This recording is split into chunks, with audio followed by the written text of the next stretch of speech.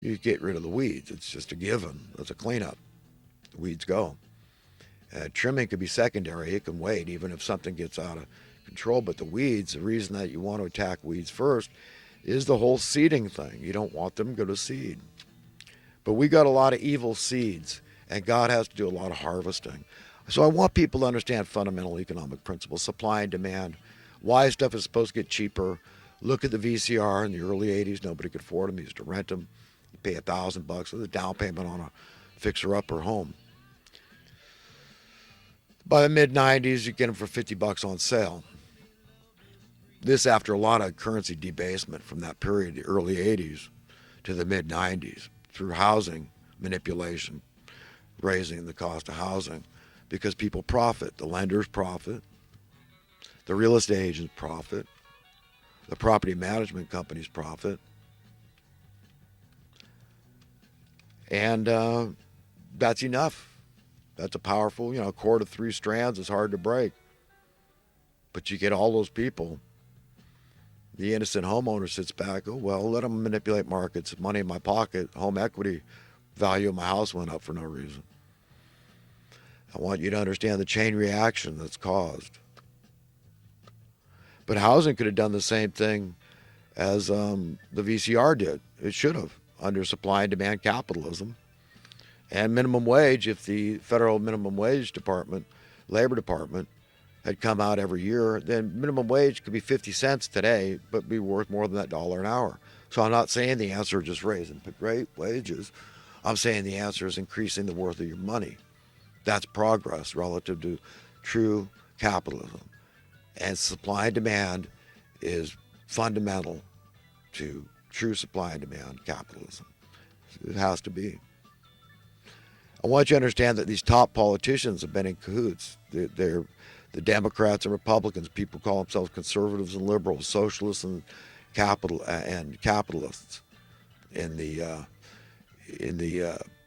Senate and the Congress, in the executive branch often. Obama, for example, was very instrumental in the '08 bailout, where they bailed out the criminals that deliberately blew out the pipes of the economy, made them whole, then stole everyone else's houses, saying, well, they were bad. They were liars. They lied on their loan. And we were justified in taking their home from them. But yet they bail out the criminals who dumped all that money on the markets, knowing what they were doing was going to cause instability in the housing market. They got their way, and here we are today. It's not capitalism, it's fascism, because the governments often are involved, because everybody working for the government, whether they're proxies, subcontractors, contractors, surrogates, quasi-affiliates, they know which side their bread is buttered on. And by raising your taxes and propaganda convincing you it's good to raise your taxes, and if they've got a critical mass, and in a democracy, that could be just 51% that votes to raise your cost of living, which is essentially what's been going on here. I mean, it's just one group stealing from the other. It's classism. That's what it is. This wealth imbalance that keeps growing, the wealth disparity. What do you think it is? What do you think is causing it? Everybody's chasing their tail. It's hopeless for people to enter the middle class, home ownership, realize the American dream. It's hopeless. They know it. I mean, people just want to get off that hamster wheel. They say, well, it's expending, it's taking all my strength, sapping all my strength. I don't have the advantage of being able to send money home where the cost of living is lower and being a hero. I'm not afforded that luxury. I'm a native. I'm stuck here with this scene. I don't know what I'm going to do. If I can't afford to pay my rent anymore, I guess I'll put a bullet in my brain. Or I guess I'll be living in my car. I'll do whatever I can, couch surf to survive. I don't know. Call relatives. But you see what we've got? You see what I mean? How we're in a lot of trouble? We're in a lot of trouble. And that chain reaction, everybody just scrambling. Oh my God, my cost of living went up. I was barely making it before. How am I going to make more? When everybody is simultaneously, everybody's trying to make more. You understand? And then we got them blaming recently when there's been a push to raise minimum wage. Now the minimum wage workers are being blamed for inflation. Even though I'm trying to point out that it's been going on for well over 50 years that I can prove. So no, it's been a long, gradual process, and we're screwed.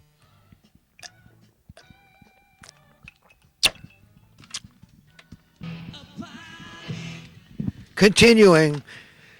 So I got to get into some talking points and recent current events, what's going on. But I've said before, and I'll say it again. A man is not right, and it goes back to the Bible. Without a woman, okay, it's not good for a man to be alone. It's not good for me to be alone. I've never been a loner.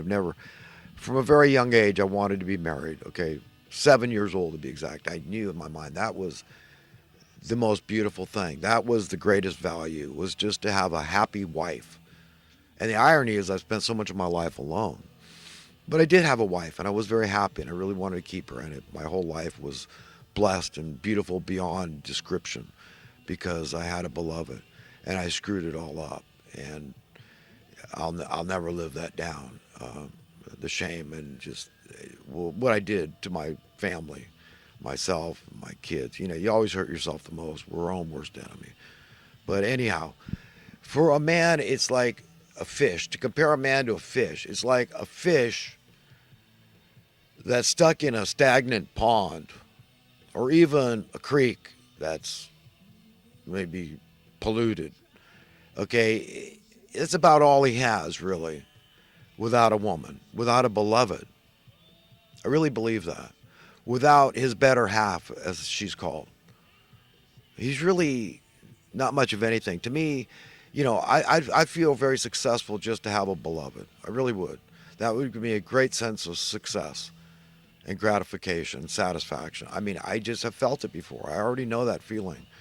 But the first cut is the deepest. And when you invest your entire being into somebody, you feel like you've given them your heart, your soul, your spirit, your mind, your body, everything you have to give, your devotion. And, you promise to hold up your marriage vow till death do we part and all that. It plays heavy psychologically on some people more than others. And I'm not ashamed to say it played heavy on me because I was completely invested. And that's where I probably need to learn. And that's the painful part because I wanted to trust so much that she was for real and she was going to stand by me. But like I said, I can only blame myself. And that's very painful to live down. But I do believe that the comparison with a fish is that when a man has a beloved and he's in love and he feels that love from her, that it's such a beautiful thing at that point in time. If nobody screws it up, on either side from there on out, it's a cord of 3 strands is hard to break. And that's another one. The man, the woman, and God as your figurehead. You could do anything. You're right. That's the union. That's what it's supposed to be. That is the very nature of the Creator God Almighty. So for a man, it's like having an ocean to swim in. Okay, as compared to a fish, right? As opposed to a stagnant lake. That's how big the departure is from one to the other. It is. I mean, I know that you could say, well, some guys seem to be happy alone in the bachelor life and all that. Look, they're delusional. They're self-deceived. There's something wrong with any guy that would say that. I've never been right without a woman, without being in love and having that love reciprocated. I have never been right. And until I find that again, I'm not. I mean, and if I don't get it in this life, I mean, I hate that idea. That's one of my fears. You know what? Then sometime, when the time is right, I believe that God will grant me that. But I think it's the greatest gift God can ever give a man. And I haven't been found worthy of it for whatever reason. I guess. I don't know. But, I understand the dynamics, and I know that I'm not the most attractive, appealing guy to a lot of women for a lot of reasons. I get that. I don't fit into the scene. I'm a money hater. Yes, I admit I love it, but that's a confession. I want to go the other way. I hate it. That's me in my right mind. I want to go to a better world. I want to be found worthy and deserving of inheriting a better world. I don't give a crap about temporal, ephemeral, fleeting crap. this is a flash in a pan. This whole existence. We're going to get new bodies, imperishable bodies. That's a promise. I want to be on that side, man. Very clearly, I got to hate my life in this world to have everlasting life, and it has everything to do with hating money. It's the opposite of loving money. We've got to hate it. You got to hate it. You got to hate it. That's it. That's what God says. Thus saith the Lord. It's the way it is. You got to get it. When you get it, you're born again. The light goes on, and you're a little traumatized because it's heavy when you see how embedded money is in our paradigm, in our reality. We're screwed. I mean, that's why I keep coming back. We need God. Oh my God, is that a question anymore? I mean, we're so far down this demonic rabbit hole toward hell, and has everything to do with money, satanic powers. It's Satan's ambrosia. He loves it, and all these money lovers that are ruling things, creating the policies we all have to live under, the laws and the lack of laws. It's miserable. It is, for all intents and purposes, a satanic realm. A satanic environment. I mean, that nebulous blob of madness out there, of evil and ill wishes toward you, and just I want to keep stealing from you, and if you become useful, we just want to murder you to save the planet. We can't let people be rich. We got to screw somebody. Everybody can't be a winner, because hey, you'll ruin the planet. You'll be out there taking trips and driving Hummers, and right. That's what they have. That's what they have up their sleeve. That's the only pretense, the only pretext they have is to save the planet. So these are the good guys, the elitists, the hypocrites that are out there. You know, like Al Gore, they say he's got 50 times the average person's carbon footprint, but he's one of the biggest mouthpieces for this push. And you look at the Georgia Guidestones, you put two and two together, these nefarious groups like the Bilderberger Group, the New World Order cabal, okay, the top bankster class, that means the money printers, who make the multi-billionaires look like paupers because they say, ha, I'm an infinite heir. I've got a perpetual patent to the money.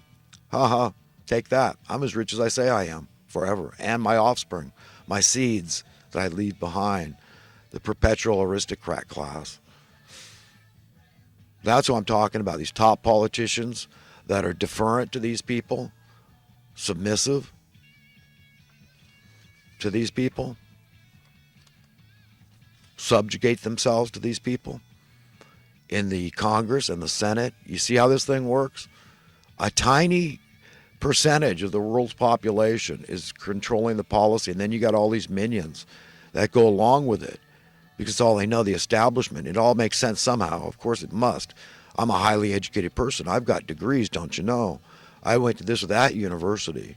I got a PhD. I got a master's. I got all these acronyms behind me. I'm the smart one. So the establishment makes sense. Somehow it all makes sense. There's a rhyme and a reason here. It doesn't. It doesn't. And that's where the trauma, that's where you got to jump ship, man. I'm trying to, save lives here.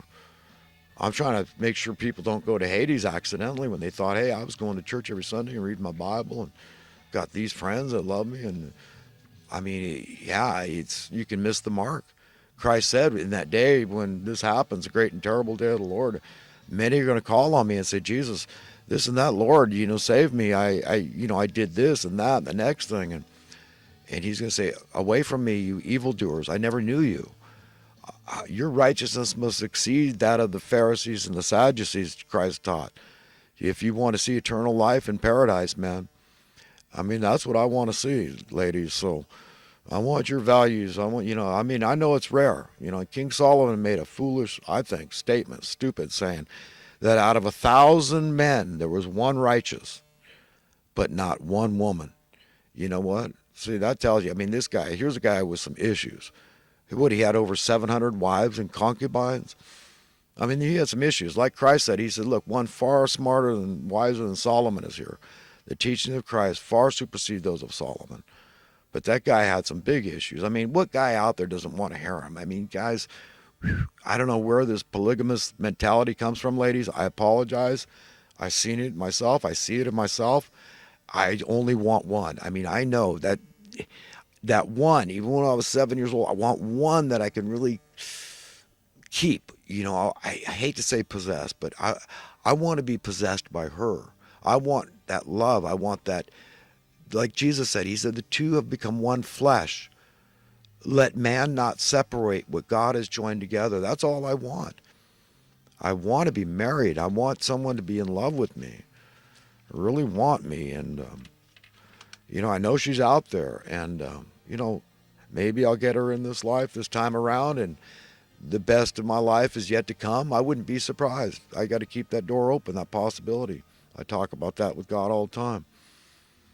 Or maybe not. I just have to be ready to whatever will be. But in the meantime, fighting the good fight is my priority, and I must speak out on behalf of the downtrodden. And I'm right there